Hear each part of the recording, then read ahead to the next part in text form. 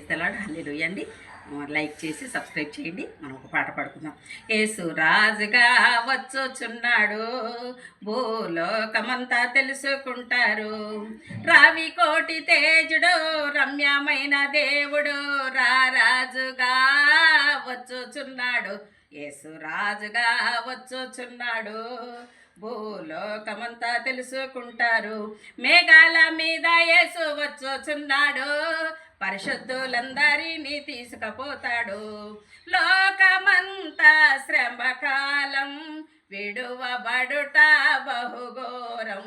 యేసురాజుగా వచ్చుచున్నాడు, భూలోకమంతా తెలుసుకుంటారు. ఏడేళ్ళలో పరిశుద్ధులకు విందబోతుంది, ఏడేళ్ళలో లోకం మీదికి శ్రమ రాబోతుంది.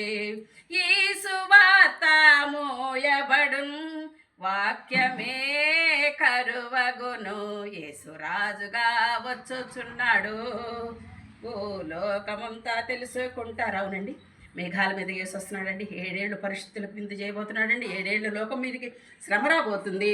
ఈ సువార్త మూయబడుద్ది. మూయబడక ముందే మనం ప్రభువుని ఎరిగి వాక్యమే కనుమరుగయ్యే లోపలనే మనం అంతా తెలుసుకొని మరి మన హృదయంలో భద్రపరచుకొని ఉండాలండి.